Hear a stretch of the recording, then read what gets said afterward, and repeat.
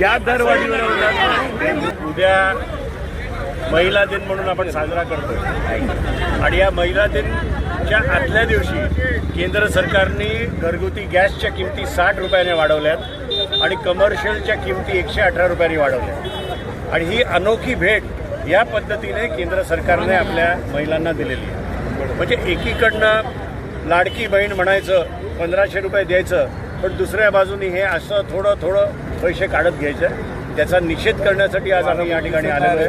आपण बघितलं की गॅसवरनं आम्हाला आमच्या महिलांना पुन्हा एकदा शेगडीवर जायची पाळी आलेली आहे आणि आज त्यांनी भाकरी आणि भात हा शेगडीवर बनवायला सुरुवात केली ह्या रस्त्यावर।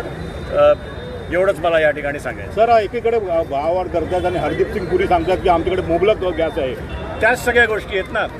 आता जर इराण आणि इस्रायल आणि USA वॉरमुळे जर या किमती वाढवल्या असतील तर किमान त्यांनी एवढं तरी सांगावं की युद्ध संपल्यानंतर ह्या किमती परत पहिल्याच्या ह्याच्यावर असणार आहेत। तसंही ते सांगत नाहीत। एकदा वाढलेली किंमत कधीच कमी होत नाही, त्यामुळे त्यांना कारण मिळालं ह्या इराण वॉरचं। हरदीप सिंग पुरी सांगतात की मुबलक साठा आहे, मग तुम्ही का वाढवताय दर?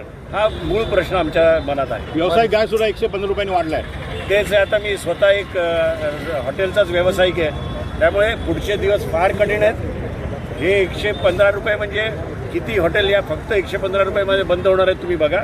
वाईट दिवसामध्ये आपल्याला राहत हे केंद्र शासनाने द्यायला पाहिजे, त्याच्या व्यतिरिक्त जाऊन तर या पद्धतीने ही गॅस वाढ त्यांनी केलेली आहे। याचा विरोध सगळ्या नागरिकांनी केला पाहिजे आणि आपल्या माध्यमातून मी सगळ्या नागरिकांना सांगेन की तुम्ही पण रस्त्यावर उतरून अशा प्रकारचं आंदोलन करा।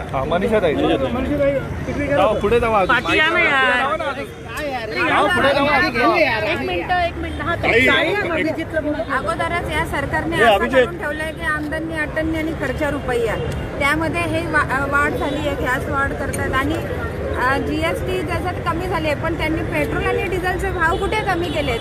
ते तर तसेच आहेत ते।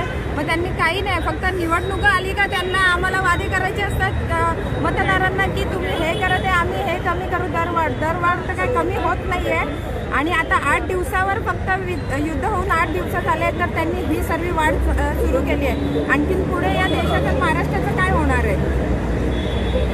आणि स्वतःला ते सरकार विश्वगुरु म्हणून घेतात, तर यासाठी घेतात का स्वतःला विश्वगुरु म्हणून? असं केलं तर कसं? विचार गरीब महिलांनी काय करायचं याच्यापुढे?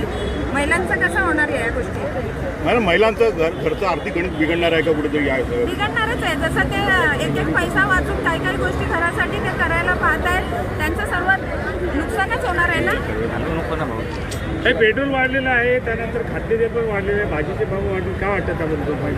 हे जे सर्व भाव वाढलेत ना त्याचं त्यांनी सरकारने आता त्यांनी वाढवले आहेत ते, पण जसं युद्ध सुरू झालंय म्हणून ते वाढवत आहेत आणि जर युद्ध संपल्यावर ते कुठे कमी करणार आहेत? त्याचा भाव वाढणार आहेत आणि दिवसेंदिवस भाव वाढीत चाललेले आहे। आणि लाडकी बहीण म्हणून घेत आहेत, तर लाडक्या बहिणींना तुम्ही महिला दिनाचे ह्या मोठी गिफ्ट त्यांनी दिली आहे सरकारने, हे काय कमी आहे का? त्या सरकारचं याच्याशिवाय आणखीन काय अभिनंदन करायला पाहिजे आम्ही सर्वांनी।